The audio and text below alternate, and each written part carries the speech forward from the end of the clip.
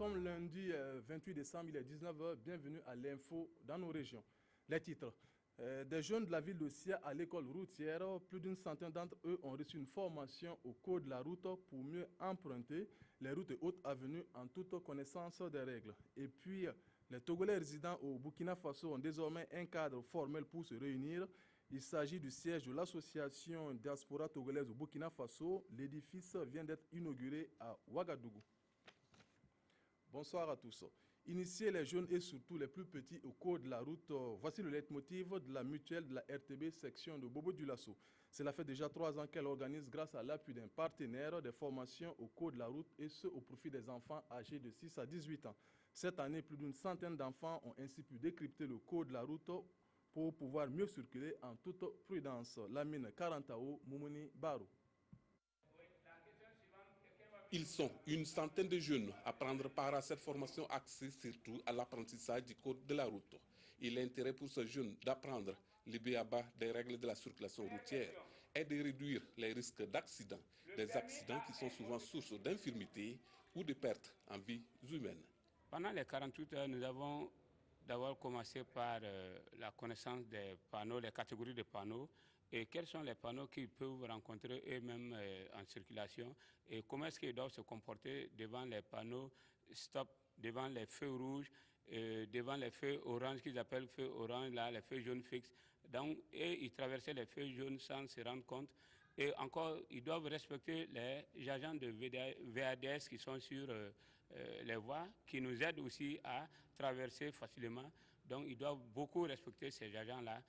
La mutuelle de la RTB section Bobo-Dioulasso, l'initiatrice de cette formation, a bien voulu être aux côtés des jeunes pour contribuer ainsi à leur épanouissement. Nous avons voulu offrir notre cadeau de Noël aux enfants de la ville de Sia, comme quoi un cadeau pour la survie. Un cadeau pour la survie parce que tout simplement, tout le monde sait qu'aujourd'hui, prendre la route, c'est un danger.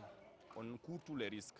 Mais néanmoins, si on apprend aux enfants comment circuler, comment vraiment circuler pour aller à l'école, pour aller dans d'autres quartiers, rejoindre d'autres personnes, vraiment ça peut beaucoup les aider dans la circulation de tous les jours. Voilà, le pari est encore gagné pour cette édition et la mutuelle de la RTB section Bobo-Dioulasso entend poursuivre cette formation au profit des jeunes à d'autres occasions. Portée sur les fonds baptismaux en août 2015, l'association Diaspora Togolaise au Burkina Faso a procédé à l'inauguration de son siège ce 24 décembre à Ouagadougou. Une occasion pour revenir sur les buts poursuivis par l'association, notamment l'amélioration des conditions de vie et de séjour des Togolais au Burkina Faso. Mokhtar Ouedraogo, Ismaël Diloma Sirima. Une nouvelle association pour mieux servir les Togolais vivant au Burkina Faso. Dénommée Diaspora Togolaise au Burkina Faso, cette association a été créée en août dernier.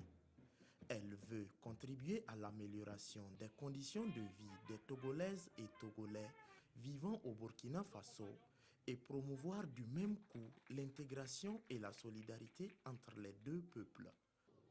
Pour travailler pour l'intégration réelle, nous avons besoin de nous approcher des autorités burkinabées pour la bonne marche, comme nous l'avons déjà commencé, et avoir leurs conseils pour pouvoir mieux travailler. Le président de cette association et celui de la communauté togolaise entendent travailler ensemble pour pallier l'absence d'ambassade et de consulat de la République du Togo au Burkina Faso. Les autres associations togolaises se joignent à nous parce qu'on ne fait pas de différence.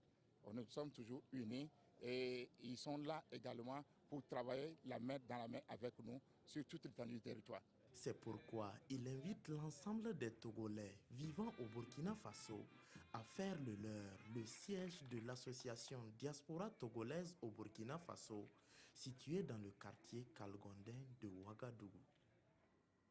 Noël, c'est déjà fini, mais pas encore pour les tout petits. Un arbre de Noël, voici ce qui a réuni les enfants des travailleurs de la RTB de Haut-Bassin. À l'initiative de la mutuelle, ces enfants ont passé des moments de joie à travers contes, humour, prestations d'artistes et en prime des cadeaux reçus de la part du Père Noël. Hassan Gourabou, Sanouan, Christine Koulibaly. Contes éducatifs, humour, prestation d'une pléiade d'artistes, le bureau de la mutuelle des travailleurs de la RTB, section Bobo, n'a pas lésiné sur les moyens pour faire passer de bons moments à leurs enfants. Le premier objectif que nous visons, c'est d'abord rendre heureux nos enfants à travers les cadeaux de Noël sans distinction aucune. C'est-à-dire que tu sois musulman, que tu sois chrétien, quel qu'en soit ton bord religieux, tous les enfants ont droit à un cadeau des travailleurs de la RTB. Ça, c'est le premier objectif. Le deuxième objectif, c'est de permettre à nos enfants de se frotter, de se connaître davantage. Et voici le moment tant attendu de ces enfants, l'arrivée du Père Noël. Petit Papa Noël, tanti descend droit du ciel, avec des jouets paniers, pas mes petits souliers. Et le Père Noël n'a pas apporté des souliers, mais plein de jouets et des friandises pour ses enfants. Cette fête a été une grande fête de Noël. J'ai reçu un paquet de bonbons et je dis merci au Père Noël. Je suis contente d'avoir reçu un cadeau. Je dis merci au Père Noël. Et à voir ses enfants heureux, la mutuelle a eu raison de faire des pieds et des mains pour offrir ces moments conviviaux à ses bouts de chou. Des moments rendus possibles grâce aux efforts conjugués du personnel et de l'administration de la RTB2 au bassin. Nous restons toujours à Bobo-Dioulasso où les enfants de la rue de cette ville ont aussi eu droit à un arbre de Noël. 1000 d'entre eux ont reçu un repas et une trousse de toilette. Un geste du centre d'accueil Casa Espérance à Maison Refuge pour changer un tant soit peu le quotidien de ces enfants et mettre un peu de baume dans leur cœur. Drissa Traoré, Sanouan, Christine Koulibaly. Munis de boîtes, ils sont souvent à nos portes, demandant les restes de nourriture ou des sous. Eux, ce sont les talibés, communément appelés garibous. Aujourd'hui, pas besoin de sillonner la ville à la recherche de la pitance quotidienne. L'essentiel s'offre à eux ici, au centre d'accueil Casa Esperanza, Maison Refuge, Casemar. Aujourd'hui, c'est un grand jour. On nous a distribué des cadeaux composés de pâte dentifrice, brosse à dents et du pain. Au nombre de 1000, chacun repart avec de quoi calmer sa faim, mais aussi une trousse de toilette, grâce donc au Casemar et ses partenaires. Vous allez pouvoir constater que ce sont les enfants de la rue, les garibos. On connaît un peu la réalité des enfants ici au Burkina et nous voulons, au travers de cette fête, donner un peu de joie et d'espérance à ces enfants. Quand je suis venu pour la première fois à Burkina, alors j'ai trouvé ici le travail parmi les garibous. J'ai trouvé que ça, c'est un acte de charité chrétienne en faveur des enfants dont ils ont besoin d'une fête, de leur faire un peu plus joyeux que d'habitude. Et d'habitude, le centre offre à ses enfants dits de la rue des cours d'alphabétisation, des jeux didactiques, une alimentation, et ce, 4 fois par semaine.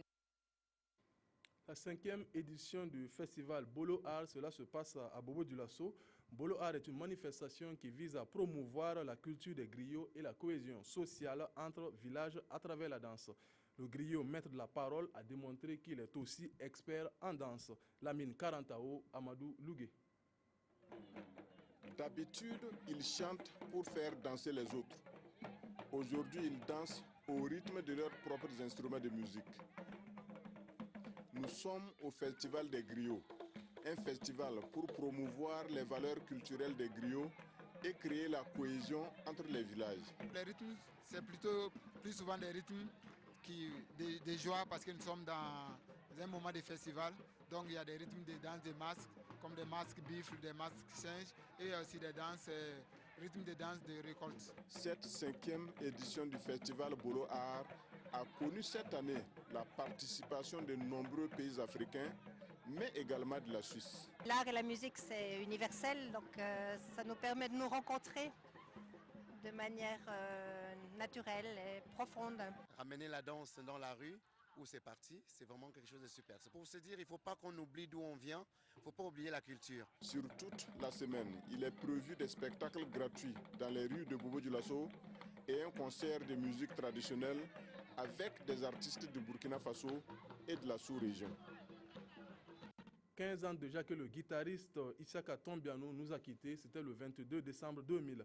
La famille musicale de la région de l'Est et les parents lui ont rendu hommage ce 22 décembre à la place de l'unité de Fada à travers une nuit culturelle. Yakuba Kina, Lambert Soma.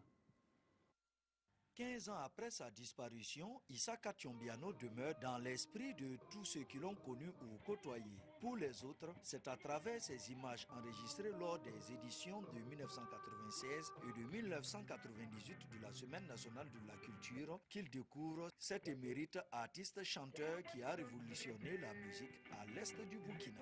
À l'époque, nous, on ne savait pas que notre langue peut moderniser pour chanter avec les guitares modernes. C'est le premier gourmandier qui a pu faire musique moderne, qu'on peut dire, ça sortait en national et international. À travers cette célébration, la famille du disparu a voulu lui rendre hommage. À ses côtés, d'autres artistes sont eux aussi venus apporter leur touche. Les artistes de cette région ont essayé d'organiser la fête. Et ils ont dit qu'est-ce qu'on allait faire. On allait essayer d'appeler tout le monde. Et où est-ce que l'on pouvait faire cette animation? C'était à la place de la nation pour que les gens y voient les images. Une chose est sûre, Isaka Tombiano a arrangé sa guitare définitivement, mais il demeure parmi nous à travers ces deux garçons, Haruna et Omar, qui ont suivi les traces de leur géniteur. C'est tout pour cette édition. Merci de l'avoir suivi. Bonsoir.